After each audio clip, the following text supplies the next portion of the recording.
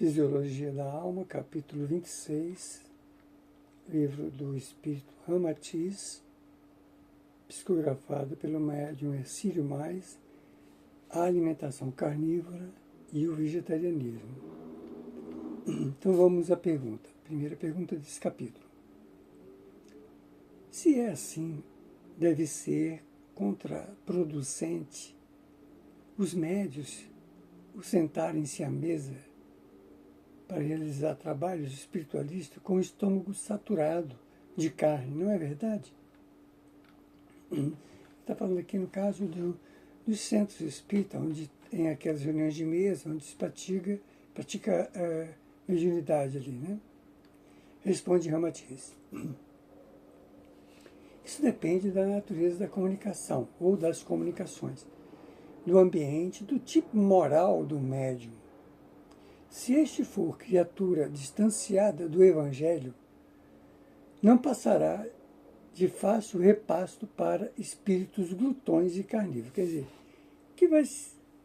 o que se aproxima desses médios que não vivem dentro de uma conduta baseada nos fundamentos do Evangelho de Jesus, o que vai se aproximar deles são espíritos zombeteiros, falsos, né? Falsos médicos, falsos cientistas, falsos pregadores, falsos tudo.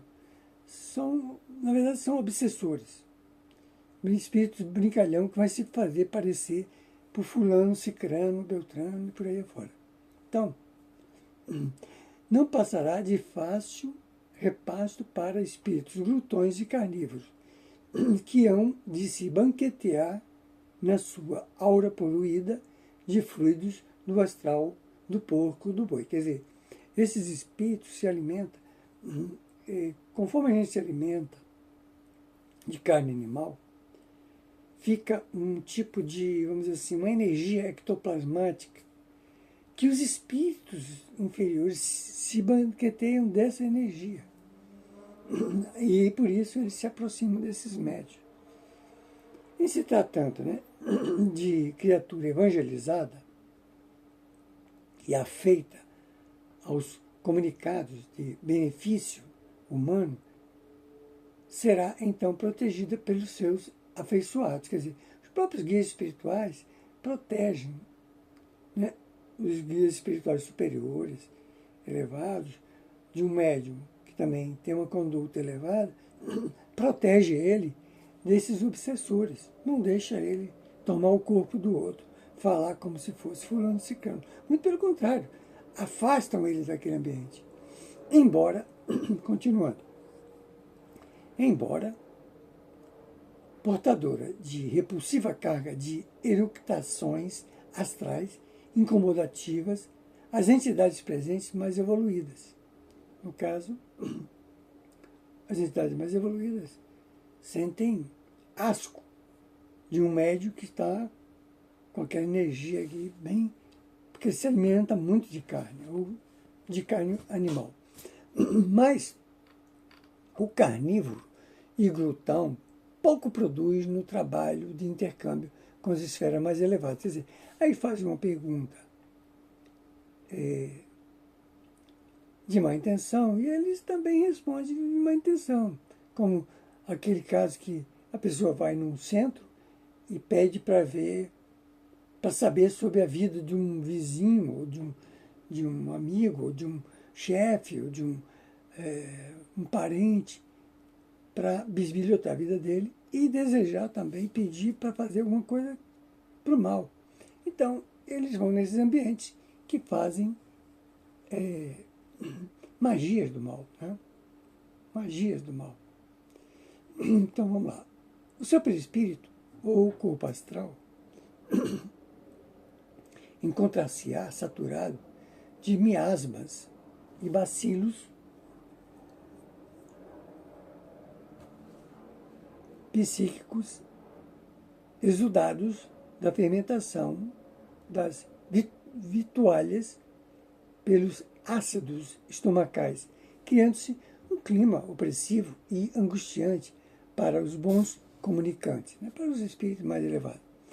Com as auras densas e gomosas das emanações dos médios carnívoros que, fartos de retalhos cadavéricos, se apresentam às mesas de reuniões espiritualistas, os quais os guias sentem-se tolhidos em suas faculdades espirituais, à semelhança do homem que tenta se orientar sob pesada neblina ou intensa nuvem de fumaça asfixiante. Né? É o mesmo sentido. O que prejudica o trabalho do médium não é apenas a dilatação do estômago, consequente do excesso de alimentação, ou os intestinos alterados profundamente no seu labor digestivo, ou pâncreas e fígado, em hiperfunção para atenderem à carga exagerada da nutrição carnívora, mas é a própria carne que, impregnada de parasitas e larvas do animal inferior, contamina o corpo astral do médium e o envolve com os fluidos repugnantes do psiquismo inferior. Os centros nervosos e o sistema endócrino da criatura se esgotam dolosamente no trabalho exaustivo de apressar a digestão do carnívoro sobrecarregado de alimentação pesada, comumente ingerida poucos minutos antes de sua tarefa mediúnica, que é um absurdo, né? Como os guias não se podem transformar em magos miraculosos que possam eliminar instantaneamente os fluidos nauseantes das áureas dos médios glutões e carnívoros, estes permanecem nas mesas de trabalho espiritualista em improdutivo trabalho anímico, ou então estacionam na forma de passistas precários, né?